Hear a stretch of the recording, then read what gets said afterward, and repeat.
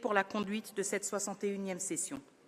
Monsieur le Président, la RDC demeure attachée aux principes de la Charte des Nations Unies et aux instruments internationaux relatifs aux droits de l'homme, attachement qui se traduit par des réformes renforçant l'état de droit et la responsabilité. La protection des victimes, en particulier des femmes et des enfants, constitue une priorité.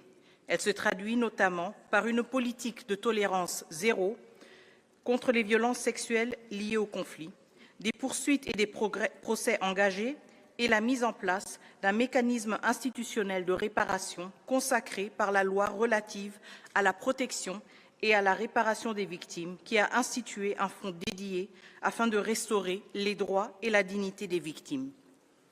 Au-delà de la justice transitionnelle, la RDC s'attaque également aux causes structurelles des violations. La création d'un tribunal pénal économique et financier vise à poursuivre les crimes économiques et la corruption qui privent les populations de leurs droits fondamentaux. S'agissant de l'exploitation de ces ressources naturelles stratégiques, mon gouvernement exige le respect des normes internationales et des principes directeurs des Nations Unies relatifs aux entreprises et aux droits de l'homme. L'État veille à la responsabilité de l'ensemble des chaînes de valeur. Monsieur le Président, toutefois, ces efforts demeurent gravement entravés par les violations commises dans les provinces du Nord Kivu et du Sud Kivu, notamment dans les zones occupées par l'AFC M23 avec l'appui du Rwanda. Les rapports du groupe d'experts des Nations Unies, la mission d'établissement des faits et la résolution S-37-1 ont établi la gravité des violations et décidé la création d'une commission d'enquête indépendante. Le Conseil de sécurité, dans sa résolution 2773, en a repris les constats et condamné les violations graves, demandant la cessation de tout soutien à l'AFC M23. Dans ces provinces, les violations documentées comprennent des assassinats, des violences sexuelles utilisées comme armes de guerre, des déplacements forcés, l'enrôlement d'enfants et le pillage de ressources naturelles. Un rapport consolidé du gouvernement, élaboré avec la participation de la société civile, fait état de plus de 17 000 atteintes graves, dont plus de 15 000 pertes en vie humaine, des centaines d'enlèvements, le viol d'une femme au moins toutes les 4 minutes et près de 8 millions de personnes déplacées. Pour sa part, le gouvernement de la RDC a pris des mesures pour préserver l'ordre juridique. En novembre 2025, une ordonnance présidentielle a déclaré nuls les actes posés par les forces d'occupation. Les autorités poursuivent également leurs efforts pour prévenir et sanctionner tout discours de haine. Et des enquêtes judiciaires sont en cours pour ces faits ainsi que pour d'autres infractions liées au conflit, dans le respect des garanties procédurales. À cet effet, la République démocratique du Congo coopère avec la commission d'enquête afin que les responsabilités soient établies. La RDC assume pleinement la protection de toutes ces communautés. Les accusations de discours de haine ou d'idéologie génocidaire ne reflètent ni la politique ni les actes de la RDC. La protection alléguée d'une communauté ne peut servir de fondement à une violation grave du droit international ni à une occupation illégale. Les États responsables s'en remettent aux instruments multilatéraux pour faire valoir leurs préoccupations. Ils ne substituent pas la violence au droit. Monsieur le Président, les défis auxquels nous faisons face ne sont pas uniquement financiers. Ils traduisent une érosion du multilatéralisme et des principes de notre ordre international. Les restrictions budgétaires en sont la conséquence, non la cause.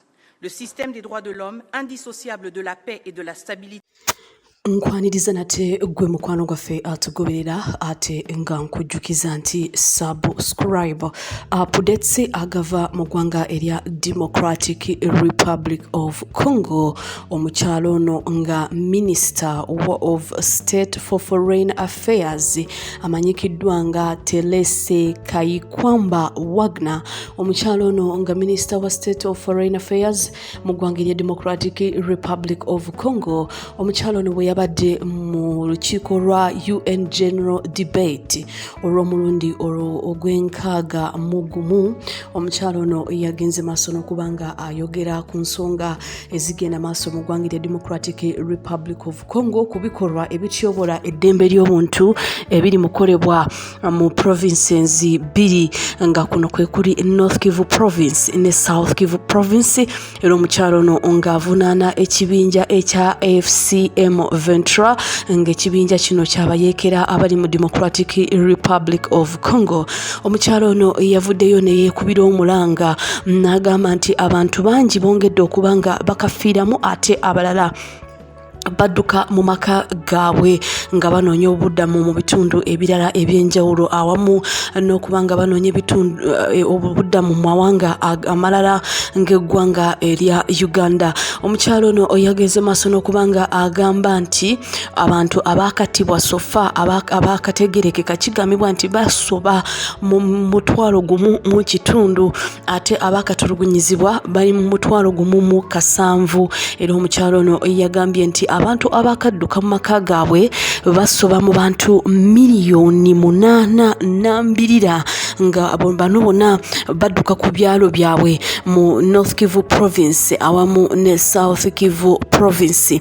Omukyalo ono yavuddeyo ne yeekubira omulanga n'asaba abakulembeze mawanga ag'enjawulo awamu n'abakulu mu kibiina mu kino ekyamawanga amagate ekya United Nations okuvaayo babeeko kye bakola badduukirire eggwanga lino erya Democratic Republic of Congo awamu n'okuba nga bateekawo amateeka amakakali eri ekibinja kino ekya M23 ekiri mugenda maaso n'okuba nga kitigomya eggwanga erya Democratic Republic of Congo. Ng'ekibinja kino ekya M23 kikyagenda maaso n'okuba nga nate kiwamba ebitundu ebyenjawulo mu Eastern DRC. Kigambibwa nti bano baagana okuba nga bassa wansi ebyokulwanyisa newankubadde abakulembeze ab'enjawulo bazze nga basisinkana nga boogerezeganya ku nsonga zino ez'ekibinja kino ekya M23 nga omwaka oguwedde December ne pulezidenti w'eggwanga erya America Donald Trump yavaayo ne yeesitukiramu n'ayingira mu nsonga zino eza Democratic Republic of Congo. Era omukulu ono yagenda maaso n'okuba nga asisinkana abakulembeze ab'amawanga gano abiri eggwanga erya Rwanda n'eggwanga erya DRC. President Paul Kagame ne President Felix Antoine Tshisekedi Chilombo basisinkana mu Washington DC ne basayininga agreement okussa wansi ebyokulwanyisa ng'eggwanga erya Rwanda likyavunaana DRC okuba nga eggwanga lino erya DRC liwa obuwagizi ekibinja ekya FDLR ekyenyigira mu kitabantu mu ggwanga erya Rwanda ate nga buli lunaku kigenda maaso n'okuba nga kiwaga nti kyagala kujjako gavumenti ya President Paul Kagame. Kakati ate eggwanga erya DRC nalyo livunaana eggwanga erya Rwanda okuba nga lyeri mabega w'ekibinja ekya AFCM Ventura. Kakati amawanga gano nga gakyagenda maaso n'okuba nga geesosonkereza nga buli ggwanga livunaana line waalyo okuba nga lyeriri mabega w'ekitabantu ekigenda maaso.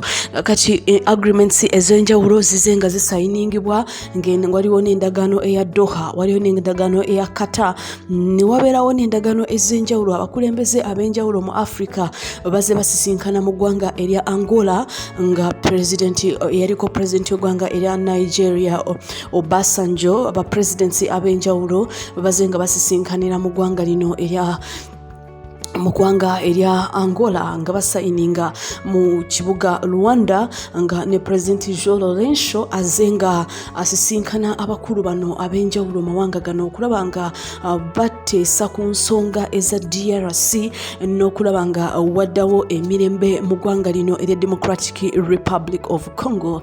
Kakati abakulu ab'enjawulo bazze nga beekubira omulanga wabula ekibinja ekya M23 kyo kigamba nti kyagala kusisinkana Pulezidenti Felix Felix Tshisekedi era bano bagamba nti waliwo endagaano ze baagala okubanga basayininga era waliwo bye baasaba President Felix Tshisekedi byatanaba kubanga ateeka mu nkola y'ensonga lwaki bo bakyagenda maaso n'okubanga bawamba ebitundu eby'enjawulo. Bano bagamba nti baagala kutaasa abantu baabwe wabula obutabanguko bwo bukyagenda maaso mu North Kivu Province ne South Kivu Province nga bwe twogera ate mu North Kivu Province ekibinja ekya ADF kyazeemu nate okubanga kikola obulumbaganyi era abakulu batandise okubanga batula bufoofufu